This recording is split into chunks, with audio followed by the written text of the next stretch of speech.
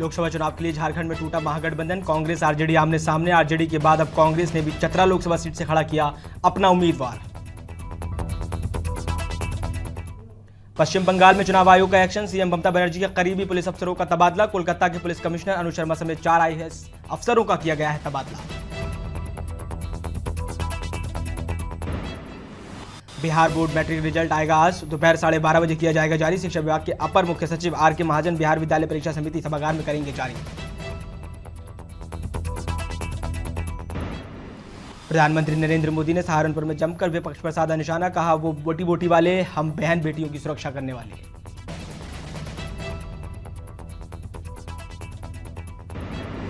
और 8 बार से बीजेपी सांसद सुमित्रा महाजन का चुनाव लड़ने से इनकार, कहा पार्टी अब असमंजस दूर करे, निर्णय लेने में हो रही है दिक्कत।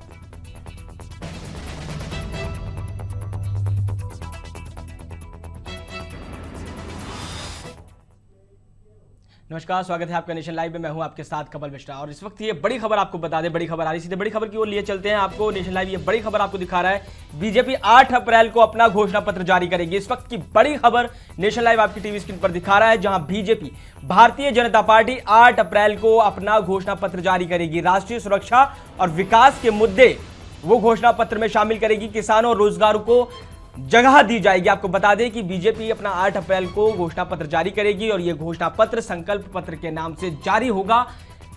जानकारी के मुताबिक बात सामने आई है कि बीजेपी अपने घोषणा पत्र को संकल्प पत्र के नाम से जारी कर सकती है, जिसमें राष्ट्रीय सुरक्षा और विकास के मुद्दों को शामिल कर सकती है बीजेपी। आपको बता दें कि बीते वर्ष बीजेपी ने 2014 में अपने मैनिफेस्टो में बड़े बड़े वादे किए थे, जिसमें उन्होंने राम मंदिर से लेकर किसानों, 2 करोड़ रोजगार और भ्रष्टाचार उन्मूलन से निकलने के बड़े बड़े वादे किए थे। अब देखना यह है कि बीजेपी अपने इन मैनिफेस्टो में, इस बार के मैनिफेस्टो में किन किन मुद्दों को शामिल करती है। लेकिन फिलहाल जो खबर सामने आ रही है उसमें बीजेपी राष्ट्रीय सुरक्षा और विकास के मुद्दे को सर्वप्रथम रख सकती है, क्योंकि जिस तरीके से बीजेपी की ताबड़तोड़ रैलियां हो रही हैं, अगर रैलियों पर गौर किया जाए तो बीजेपी के आला मंत्री, खुद प्रधानमंत्री इस बात का दंभ भरते हैं कि बीजेपी ने 5 सालों के कार्यकाल में विकास किया है, हर हाथ को उन्होंने शक्ति दी है। और अगर उनके भाषणों का परीक्षण किया जाए तो यह बात सामने आती है कि बीजेपी विकास के नाम पर वोट मांग रही है। बीजेपी का कहना है कि हम विकास की राह पर चल रहे हैं, तो बीजेपी राष्ट्रीय सुरक्षा और विकास के मुद्दे को बड़े तौर पर सामने रख सकती है। यह संकल्प पत्र के नाम से जारी होगा, 8 अप्रैल को यह जारी किया जाएगा। इसमें रोमांचक बात यह है कि कौन कौन से मंत्री इसमें शामिल होंगे और 8 तारीख को कितने बजे ये शामिल जारी किया जाएगा। लेकिन फिलहाल खबर यही कि संकल्प पत्र के नाम से घोषणा पत्र को जारी करेगी बीजेपी। ये भी अटकलें लगाई जा रही हैं कि बीजेपी कांग्रेस के मैनिफेस्टो को काटने के लिए लोक लुभावन वादों से भरमार कर सकती है अपने चुनावी घोषणा पत्र में। लेकिन फिलहाल 2 बातें सामने निकल कर आई हैं कि बीजेपी राष्ट्रीय सुरक्षा और विकास के मुद्दों को वरीयता देगी, संकल्प पत्र के नाम से अपना घोषणा पत्र जारी करेगी, जिसमें रोजगार और किसानों के मुद्दों को भी शामिल किया जा सकता है। आपको बता दें कि केशव प्रसाद मौर्य महाराजगंज पहुंचे थे और उन्होंने किसानों की सभा को संबोधित किया था। आपको बता दें कि किसान वर्ग काफी नाराज है सरकार से, क्योंकि फसलों का दाम एक तरफ गिरता जा रहा है, किसानों को स्वामीनाथन आयोग की शर्तें लागू नहीं हो रही हैं। एक बड़ा वर्ग पूरे देश में और कई राज्यों में किसान नाराज है सरकार से, इसलिए सरकार किसानों को रिझाने, लुभाने के लिए अपने घोषणा पत्र में किसानों को जगह दे सकती है। और इसी खबर पर हमारे संवाददाता संजीव हमारे साथ जुड़ गए। संजीव, खबर सामने आई है कि बीजेपी अपना 8 अप्रैल को मैनिफेस्टो जारी कर देगी। क्या कुछ अपडेट्स आपके पास हैं? किन मुद्दों को वो प्रथम सूची में रखेंगे, किन मुद्दों को द्वितीय सूची में रखेंगे? जी बिल्कुल, पहले आपको बता दें कि भारतीय जनता पार्टी अपना संकल्प पत्र 8 अप्रैल को जारी करेगी और साथ ही बीजेपी अपने चुनावी घोषणा पत्र को संकल्प पत्र के नाम से जारी करती रही है। और रही बात की जो है घोषणा पत्र में राष्ट्रीय सुरक्षा और विकास का मुद्दा सबसे ऊपर रखने की बात सामने आ रही है। बीजेपी किसान के मुद्दों को भी जोर से उठाने की बात सामने आ रही है। जी संजीव जी, जिस तरीके से चुनाव आयोग ने आदेश दिया था कि कोई भी राजनीतिक पार्टी शहीदों के सम्मान को, शहीदों के नाम को इस्तेमाल नहीं कर सकेगी, क्या अगर वो राष्ट्रीय सुरक्षा का मुद्दा रखती है, देशभक्ति का मुद्दा रखती है, तो क्या ये कहीं ना कहीं समकक्ष जाएगा चुनाव आयोग ने जो आदेश दिया उसके? जी बिल्कुल, देखिए बीजेपी साफ तौर पे ये विकास का मुद्दा और राष्ट्रीय सुरक्षा की जो बात है, इसको लेकर के कहीं ना कहीं इसको की जो है कांग्रेस ने जो अपने मैनिफेस्टो में जारी किया था, उसको लेकर के बीजेपी कहीं ना कहीं ये बात सामने जरूर लाएगी। कि वो अपने घोषणा पत्र के संकल्प पत्र के माध्यम से कि जो है वो कहीं अच्छा मैसेज जाए जनता के बीच में। जी करने वाली बात यह है कि बीजेपी ने 2014 में 15 लाख का चुनावी जुमला बोला था। अब राहुल गांधी ने 72,000 रुपए का बोल दिया कि सालाना 72,000 रुपए हर गरीब को दिए जाएंगे। क्या बीजेपी इस नारे को, बीजेपी क्या इस घोषणा वादे को कांग्रेस के काट करने के लिए अपने वादे, अपने चुनावी वादों में कुछ जोड़ सकती है? जी बिल्कुल, देखिए कांग्रेस ने जो घोषणा पत्र जारी किया उसमें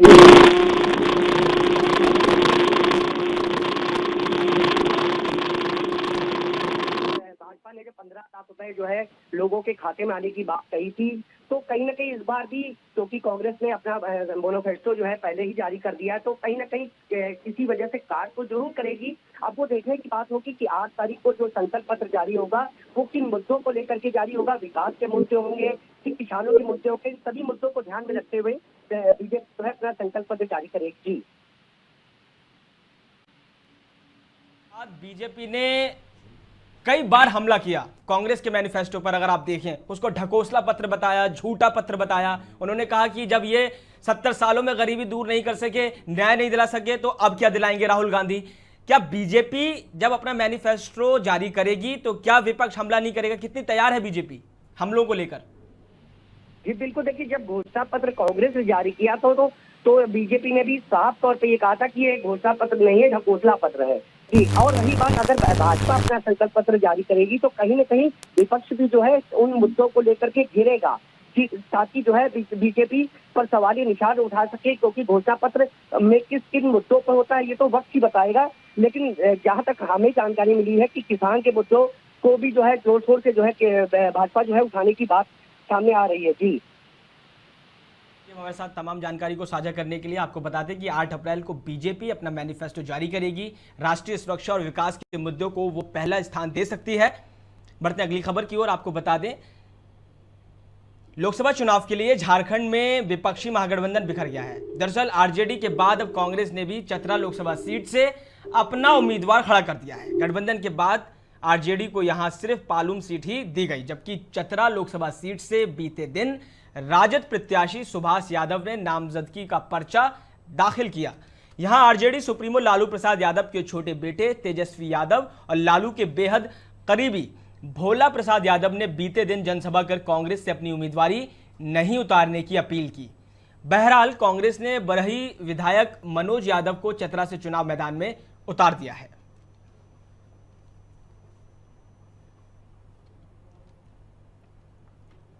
आपको बता दें कि झारखंड में महागठबंधन के टूटने की खबरें आई हैं। ये वो तस्वीरें जहां पर महागठबंधन की तस्वीरों को टूटते हुए दिखाया जा रहा है। ये कांग्रेस और राजद आमने सामने आ गए हैं। दो बड़ी पार्टियां, कांग्रेस राष्ट्रीय पार्टी और राष्ट्रीय जनता दल लालू प्रसाद यादव आमने सामने आ गए हैं और अब महागठबंधन टूट गया। आपको बता दें कि सीटों के बंटवारे को लेकर के ये कलह सामने चल रही थी। लगातार ये बात बिहार की राजनीति से सामने आ रही थी कि कांग्रेस 12 सीटों पर चुनाव लड़ने की बात कर रही थी, लेकिन आरजेडी ने, यानी लालू प्रसाद यादव की पार्टी ने साफ तौर पर मना कर दिया था। उन्होंने कहा था कि अगर कांग्रेस 9 सीटों पर चुनाव लड़ती है तभी गठबंधन संभव है, अन्यथा हमारे पास दूसरे विकल्प भी हैं और हम अन्य दलों के साथ मिलकर गठबंधन कर लेंगे। उसके बाद बिहार की राजनीति में राहुल गांधी 9 सीटों पर चुनाव लड़ रहे हैं, कांग्रेस 9 सीटों पर चुनाव लड़ रही है। लेकिन अब खबर यह आई है कि झारखंड में, जो बिहार का पड़ोसी राज्य है, वहां पर यह गठबंधन टूटता हुआ दिखाई दे रहा है।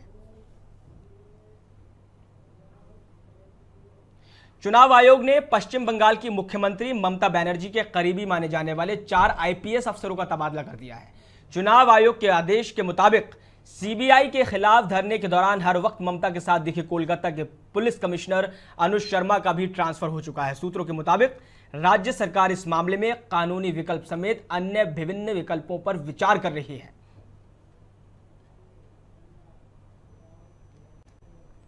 और बढ़ते अगली खबर की ओर। आज से चैत्र नवरात्र की शुरुआत हो गई है। 8 दिनों तक चलने वाले इस नवरात्र में भक्त मां शक्ति की उपासना करते हैं। साथ ही नवरात्र में मां की आराधना कर मां से अपने मनोवांछित फल की प्राप्ति करते हैं। दरअसल मिर्जापुर के विश्व प्रसिद्ध विंध्याचल धाम में मां विंध्यवासिनी की मंगला आरती के साथ नवरात्र का प्रारंभ होता है। बता दें कि यह विंध्याचल एक सिद्धिपीठ है। यहाँ पर नवरात्र में मां के दर्शन मात्र से ही सभी कष्टों से मुक्ति मिलती है। 8 दिनों तक लगने वाले इस नवरात्र में देश भर से लाखों लोग मां के दर्शन पूजन करने आते हैं और 8 दिनों तक इस विंध्य क्षेत्र में निवास करते हैं। नवरात्र के पहले दिन मां शैलपुत्री की पूजा होती है। इसके साथ ही पुलिस और पीएसी की जवान भी मेला क्षेत्र में सुरक्षा के लिए तैनात कर दिए गए हैं ताकि 8 दिनों तक चलने वाले इस मेले में कोई अप्रिय घटना हकीकत की शक्ल ना ले सके।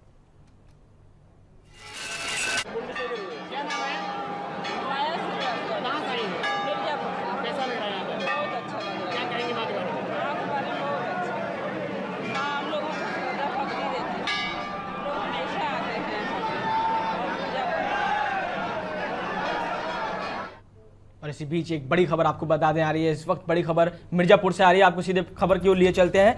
मिर्जापुर से ये बड़ी खबर है। नेशनल लाइव आपकी टीवी स्क्रीन पर ये बड़ी खबर दिखा रहा है, जहां से चुनाव मैदान में चर्चित मालेगांव बम ब्लास्ट का आरोपी से संबंधित ये बड़ी खबर हम आपको दिखा रहे हैं। सुधाकर चतुर्वेदी भी चुनाव लड़ेंगे। मालेगांव बम ब्लास्ट में आरोपी हैं और उनको चुनावी मैदान में उतारा गया। हिंदू महासभा के लिए वोट मांगेंगे। मिर्जापुर से बड़ी खबर आपको बता दें इस वक्त की। नेशनल लाइव आपकी टीवी स्क्रीन पर दिखा रहा है, जहां चुनावी मैदान में चर्चित मालेगांव बम ब्लास्ट के आरोपी सुधाकर चतुर्वेदी चुनाव लड़ेंगे। मिर्जापुर लोकसभा सीट से सुधाकर चतुर्वेदी चुनाव लड़ेंगे। हिंदू महासभा के टिकट पर चुनाव लड़ेंगे। आपको बता दें कि हिंदू महासभा ने अपनी पार्टी बनाई थी, जिसके बाद हिंदू महासभा ने अपना प्रत्याशी मिर्जापुर से उतार दिया। सुधाकर चतुर्वेदी हिंदू महासभा के टिकट पर मिर्जापुर लोकसभा सीट से चुनाव लड़ेंगे। और आपको बता दें कि बड़ी खबर यह है कि सुधाकर चतुर्वेदी मालेगांव बम ब्लास्ट के आरोपी हैं और हिंदू महासभा ने उन्हें मिर्जापुर लोकसभा सीट से चुनावी मैदान में उतारा है। अब अटकलें ये कि ये कितना कड़ी टक्कर दे पाते हैं। वहां पर जो मिर्जापुर में सियासी समीकरण है उसमें सपा बसपा का गठबंधन है और ऐसे में हिंदू महासभा का एक नया प्रत्याशी सुधाकर चतुर्वेदी चुनाव लड़ने जा रहे हैं। आपको बता दें कि मालेगांव बम ब्लास्ट में आरोपी रह चुके हैं सुधाकर चतुर्वेदी। फिलहाल रुकते हैं एक ब्रेक के लिए। ब्रेक के बाद जल्द हाजिर होते हैं। देखते रहिए नेशन लाइव।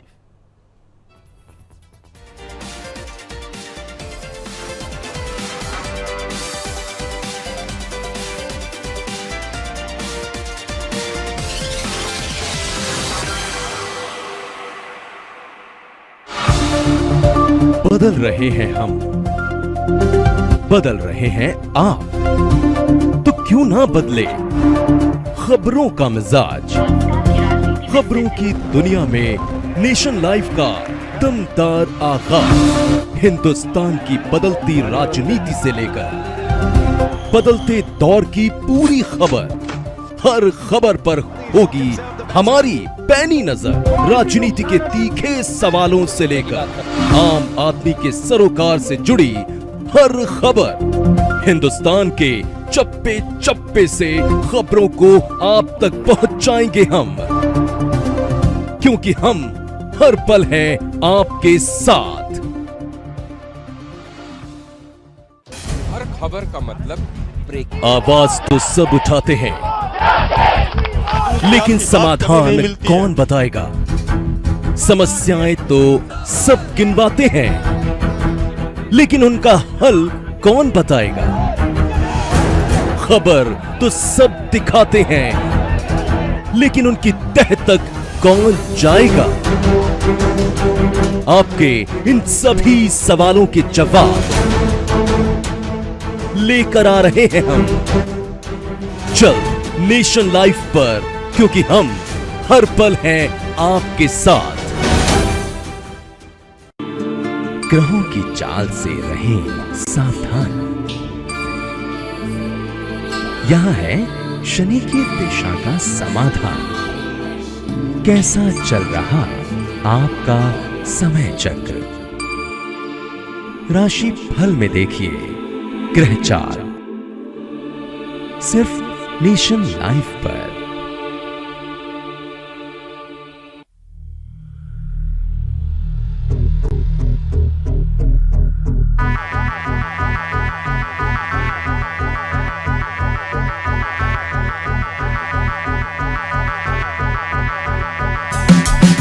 पसीना खून पसीना रगड़ के सीना लाया खून पसीना, लुक के थक के अकड़ के झुक के ऐसे है चलना, खोल के चलना। पसीना खून पसीना रगड़ के सीना लाया खून पसीना पसीना खून पसीना रगड़ के सीना लाया खून पसीना Combat Sport Shoes brings out the best in you.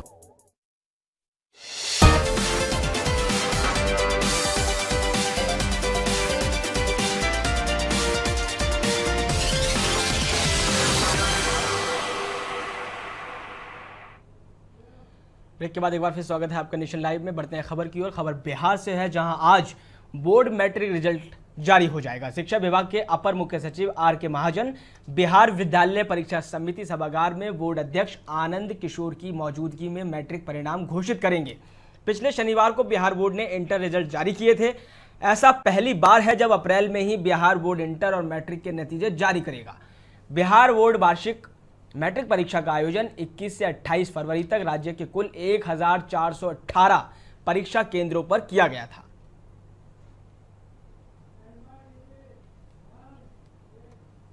तो वहीं यूपीएससी सिविल परीक्षा में कनिष्क कटारिया ने टॉप किया है। कनिष्क कटारिया ने कहा कि यह बहुत ही आश्चर्यजनक क्षण है। मुझे उम्मीद नहीं थी कि मैं पहली रैंक हासिल करूंगा। मैं अपने माता पिता, बहन और प्रेमिका को धन्यवाद देता हूं जिन्होंने मुझे नैतिक समर्थन दिया। आपको बता दें कि नैतिक समर्थन के लिए उन्होंने अपनी प्रेमिका और माता पिता का धन्यवाद कहा है। लोग मुझसे एक अच्छा प्रशासक बनने की उम्मीद करते हैं और यही मेरा इरादा है। कनिष्क कटारिया ने वैकल्पिक विषय के रूप में गणित के साथ परीक्षा उत्तीर्ण की है। साथ ही बताया कि उन्होंने कंप्यूटर साइंस में बीटेक किया है। बता दें कि पहले स्थान पर कनिष्क कटारिया के बाद दूसरे स्थान पर अक्षत जैन हैं। IRS की ट्रेनिंग ले रहे हैं। जुनैद अहमद ने देश भर में तीसरा रैंक हासिल किया है। वहीं 5वें स्थान पर रही सृष्टि जयंत देशमुख देश भर की महिलाओं में पहले नंबर पर। आपको बता दें कि महिला सशक्तिकरण का सबसे बढ़िया एग्जाम्पल सृष्टि ने भारत को आज साबित करके दिखाया है।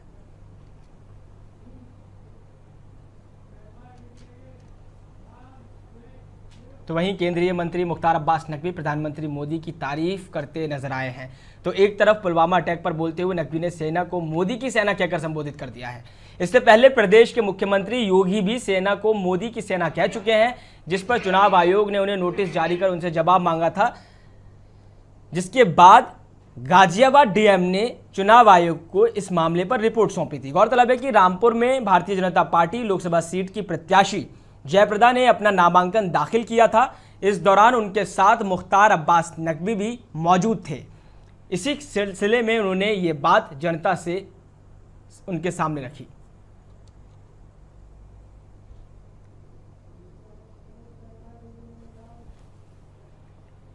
खबर अमेठी से है, जहां प्रभारी मंत्री मोहसिन रजा ने मायावती के बयान पर कटाक्ष किया है। उन्होंने कहा कि महापुरुषों की मूर्ति लग सकती है, लेकिन श्री राम से अपनी तुलना करना गलत है। आपको बता दें कि मायावती काफी दिनों से अपनी मूर्ति बनवाने को लेकर विवादों में रही थी, जिसके बाद अखिलेश सरकार में अखिलेश ने कहा था कि मूर्तियों को तोड़ेंगे, जिसके बाद मायावती ने अल्टीमेटम जारी कर दिया था। उसके बाद उन मूर्तियों को फिलहाल सुरक्षित रखा गया था। उसके बाद मोहसिन रजा ने इस तरह का कटाक्ष किया है।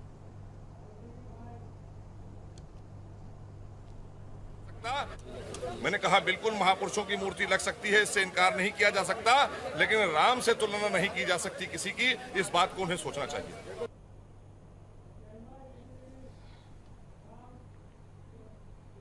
स्मृति ईरानी अपने अमेठी दौरे के दूसरे दिन तिलोई विधानसभा पहुंची, जहां उन्होंने विधायक मंकेश्वर शरण सिंह और कार्यकर्ताओं के घर जाकर उनके परिजनों से मुलाकात की है। वहीं स्मृति कार्यकर्ता राजकुमार तिवारी के घर पहुंची। स्मृति ईरानी अपने दौरे के दूसरे दिन जगदीशपुर विधानसभा के पूर्व विधायक और पूर्व राज्य मंत्री स्वर्गीय रामलखन पासी के निवास स्थान पर भी गईं। साथ ही उन्होंने पार्टी कार्यकर्ताओं से मुलाकात की, जिसके बाद जगदीशपुर दिलीप कौशल के घर के लिए रवाना हुई। आपको बता दें कि स्मृति ईरानी 2 दिन के अमेठी दौरे पर हैं और आज उनके दौरे का आखिरी दिन है।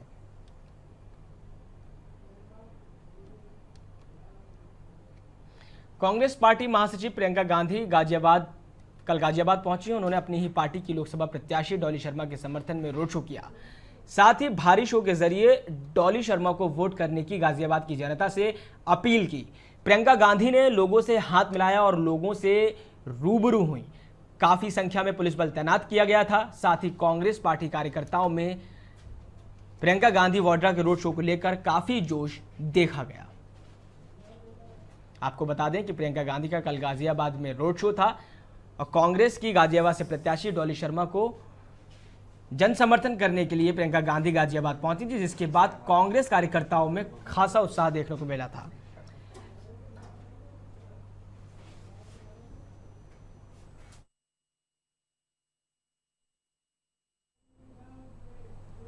पश्चिम बंगाल में वर्धमान दुर्गापुर लोकसभा क्षेत्र से बीजेपी नेता और प्रत्याशी इंदु शेखर मिश्रा ने पार्टी और सरकार को लेकर बड़ी बात कही है।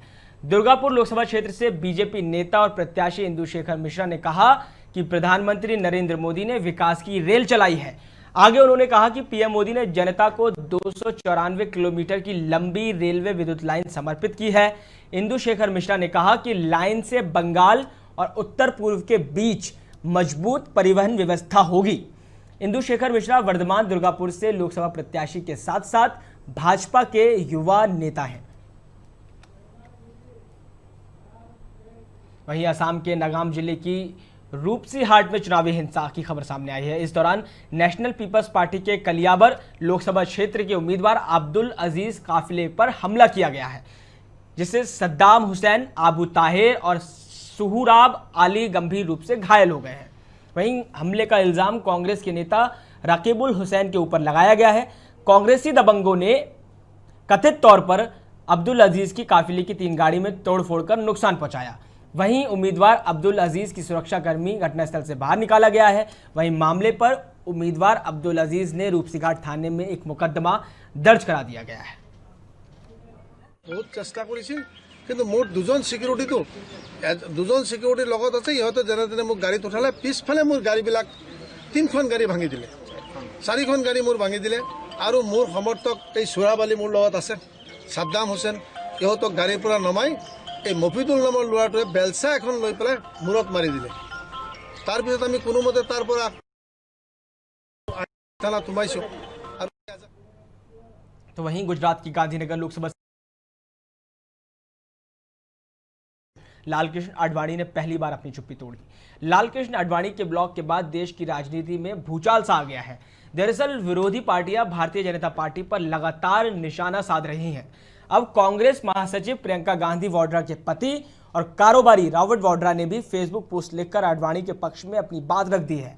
उन्होंने लिखा कि अगर हम अपने वरिष्ठों की सलाह को नहीं मानते हैं तो ये शर्मनाक है। रॉबर्ट वाड्रा ने लिखा कि पार्टी के सबसे अहम स्तंभ रहे व्यक्ति को लंबे समय से भुला दिया गया है। जो नेता अपनी नीति और शासन कला को लेकर जाना जाता है, उसका सम्मान होना चाहिए। इस तरह उसको नजरअंदाज नहीं करना चाहिए।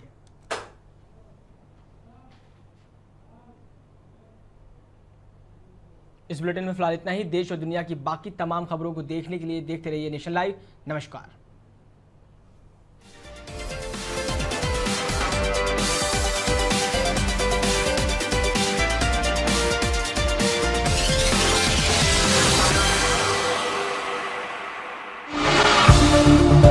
बदल रहे हैं हम, बदल रहे